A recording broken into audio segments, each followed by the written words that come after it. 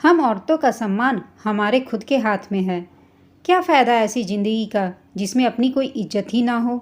आज यह सोच सोच कर सगुना रोए जा रही थी। सगुना जिसकी शादी अमित से हुई थी, जो कि बड़े घराने का लड़का था। परिवार पैसे वाला था और सगुना मध्यम वर्गीय परिवार से थी। ससुर की सरकारी नौकरी थी। घर में सास देवर ननद थे। सगुना के पिता ने एक विवाह पत्रिका में उसका नाम दर्ज करवाया हुआ था, जिसे देखकर अमित के पिता ने उनसे मिलने की इच्छा जताई थी। सगुना पढ़ी लिखी थी और मुंबई जैसे शहर में नौकरी करती थी, जबकि अमित के पिता राधा मोहन इटावे जैसे जिले में नौकरी करते थे। अमित के बारे में उसके पिता ने बताया था कि उसने ITI किया हुआ है, वो भी मैकेनिकल में, और अपना खुद का काम करता है। सगुना के पिता ने जब जांच पड़ताल करवाई तो उन्हें लगभग सब ठीक ही लगा। अमित के माता पिता, भाई बहन सब सगुना के घर उसे देखने पहुंचे तो उन्होंने सगुना को पसंद कर लिया। पर सगुना ने कहा कि वो शादी के बाद भी खुद का काम जारी रखेगी, क्योंकि उसका काम ऑनलाइन हो सकता है, तो इसमें किसी को भी ऐतराज़ नहीं हुआ। सगुना की शादी हो गई और वो इटावा जैसे छोटे कस्बे में आ गई। हालांकि सगुना की माँ ने कहा भी था कि मुंबई जैसे बड़े शहर में रहने वाली सगुना इटावा में कैसे रह पाएगी, परंतु सगुना के पिता ने बात को वहीं दबा दिया। सगुना के ससुराल में थोड़े दिन तो सब सही रहा, पर जब सगुना ने देखा कि अमित कभी तो पूरा दिन घर में ही रहता है और कभी 1-2 घंटे बाहर जाकर फिर घर वापस आ जाता है। महीना बीतने पर सगुना ने अपने खर्चे के लिए अमित से पैसे मांगे तो उसने कहा कि जाओ मम्मी से ले लो। जब सगुना ने अपनी सास से पैसे मांगे तो सास ने 2 टुक मना कर दिया कि तुम्हारे पति की तो कोई आय नहीं है और अभी तुम्हारे ससुर की तनख्वाह भी नहीं मिली है। यह सुनकर सगुना ने कहा कि यह बात उसे पहले क्यों नहीं बताई गई। तो सास ने कहा कि इतनी दूर से शादी इसलिए तो करके लाए हैं कि लड़की वाले ज़्यादा जांच पड़ताल ना कर पाएं, वरना क्या यहाँ लड़कियों की कमी थी। यह सुनकर सगुना को बहुत बड़ा धक्का लगा। उसे समझ नहीं आ रहा था कि उसके साथ इतना बड़ा धोखा कैसे हो गया। वह अपनी किस्मत पर बहुत रोई।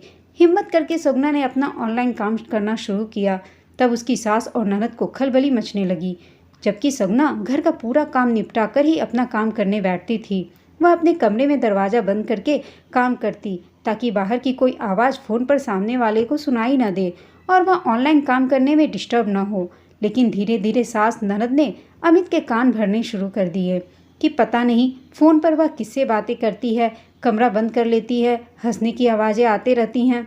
अमित और सगुना के बीच अनबन शुरू हो गई। सगुना ने अपने मायके में बताना उचित नहीं समझा। उसे लगा कि पता नहीं माँ बाप को कैसा लगेगा। एक दिन ऐसे ही सगुना दरवाज़ा बंद करके अपने किसी क्लाइंट से बात कर रही थी।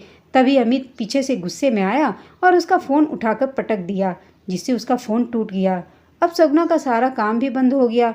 सगुना के घर से अगर फ़ोन आता तो वह अमित के फ़ोन पर या घर के लैंडलाइन पर आता।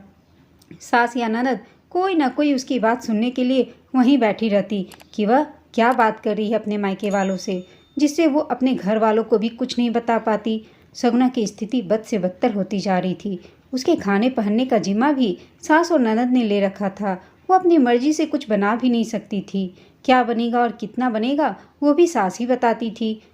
अगर बनाते समय आटा कम पड़ गया तो सगुना दोबारा आटा नहीं मांग सकती थी।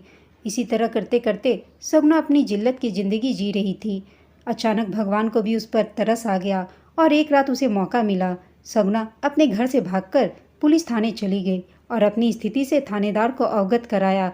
वहाँ थाना इंचार्ज ने उसके पिता से बात करवाई। सगुना की शिकायत पर पुलिस वाले उसके घर भी गए।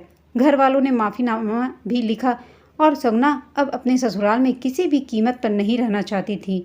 मायके आकर सगुना ने एक कंपनी ज्वाइन कर ली और साथ ही एक NGO भी ज्वाइन कर लिया, जहां वो अपनी सैलरी का कुछ हिस्सा देकर अपनी जैसी महिलाओं की मदद करने लगी।